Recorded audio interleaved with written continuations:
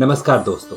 मेरी पौराणिक कहानियों की जो मैं सीरीज़ शुरू की है वो ये मेरी तीसरी अध्याय होगी। इसमें हम डिस्कस करने वाले हैं एक महाशक्ति जो है 10 महाविद्या जो है उनमें एक महाविद्या देवी छिन्नमस्ता की कहानी हम इस एपिसोड में इस सीरीज़ में हम डिस्कस करने वाले हैं। तो देवी छिन्नमस्ता जो है आप इनको चित्र जो है आप देखे होंगे, ये चित्र भी डाल रहे हैं, पूरा वीडियो तक ये चलेगा।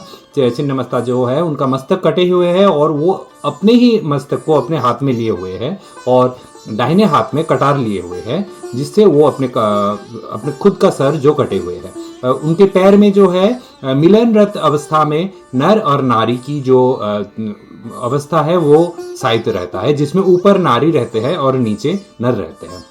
और जो है उनके कटा हुआ जो गर्दन है वो गर्दन में से 3 रक्त की धारा निकल रही है। एक धारा उनकी अपने मुंह में जा रहा है और दूसरे जो धाराएं है उनकी दोनों सखियों में जा रही है। तो ये जो चित्र है इसकी कहानी क्या है ये आज हम जानने वाले हैं। शुरू करते हैं कहानी। Thank you so much for giving your time.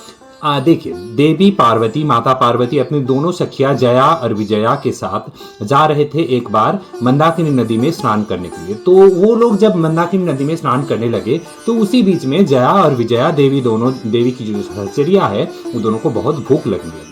इतने भूख लगने लगी कि वो दोनों काली पड़ गई। देवी को खुद भी भूख बहुत लगने लगी थी, वो भी काली पड़ गई थी।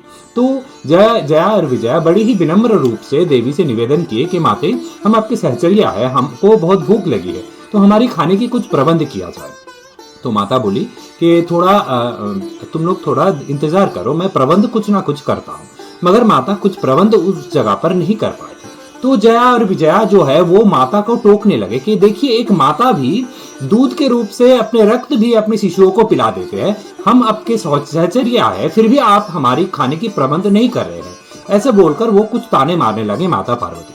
इसी बीच में माता बहुत रुष्ट हो गए और वो क्या किए, वो अपने खड्ग का आवाहन किए, अपने कटार का आवाहन किए और अपने कटार को दाहिने हाथ में धारण करते हुए अपने ही सर को अपने धड़ से अलग कर लिया और उसमें से 3 रक्त की धाराएं निकले और एक जया की मुंह में, एक विजया की मुंह में और तीसरा जो धारा है वो अपने मुंह में लिए और वो लोग रक्त पीने लगे और अपने क्षुधा को शांत किए।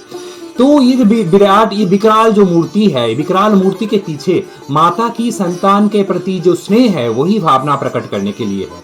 हम क्या है, हम लोग डर जाते हैं कि विकराल मूर्ति देखकर, मगर ये जो भावना है कि अपनी नीचे पैरों के नीचे दमन करते हुए कामना को, मिलनरत नर नारी को दमन करते हुए अपनी संतान को अपनी रक्त पिला रही है, ये जो स्नेहमय जो भावना है ये इस मूर्ति की एक्चुअल रहस्य है। मैं बहुत ज्यादा तो नहीं जानता हूँ, ज्यादा नॉलेज भी नहीं गैदर कर पाया हूँ, उतना भी लेवल का भी मैं नहीं हूँ। जो भी मैं कहानी सुने हैं और जो मैं समझे है वो आप लोगों से शेयर की।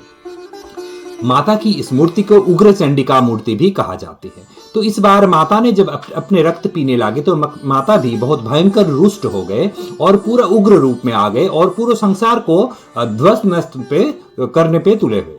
तो फिर लग गए। तो फिर देवता जो लोग हैं वो लोग बहुत डर गए हैं। वो लोग महादेव के पास गए कि और महादेव को बोले, महादेव, माता की इस उग्र रूप को शांत करने की कुछ व्यवस्था किया जाए। तो माता की इस उग्र रूप को शांत करने के लिए भगवान महादेव ने कबंध रूप की अपने आप को कबंध रूप में परिवर्तित किए, जिसमें उसमें भी महादेव ने अपने सर कटाए और अपने हाथ में सर को लिए और माता छिन्नमस्ता को आवाहन किए कि छिन्नमस्ता देवी, आप अपनी पार्वती रूप में लौट कर आइए और पूरा जो भूमंडल है, पूरा धरती है, उसको शांत कीजिए, सब त्रस्त है, सबको आश्वासन दीजिए। तो माता ने कबंध रूपी महादेव की ये वार्ता को स्वीकार किए और आमंत्रण को स्वीकार किए और फिर पार्वती रूप में रिटर्न आए।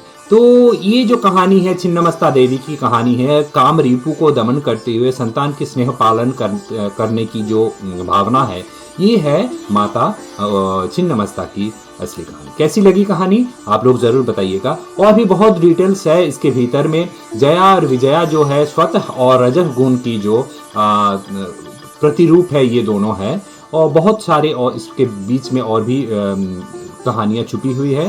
तो कैसा लगा जरूर बताइएगा। Thank you so much for giving your time. हम फिर आएंगे दूसरा एक कहानी लेकर, दूसरा एक 10 महाविद्या की कहानी लेकर। Thank you so much.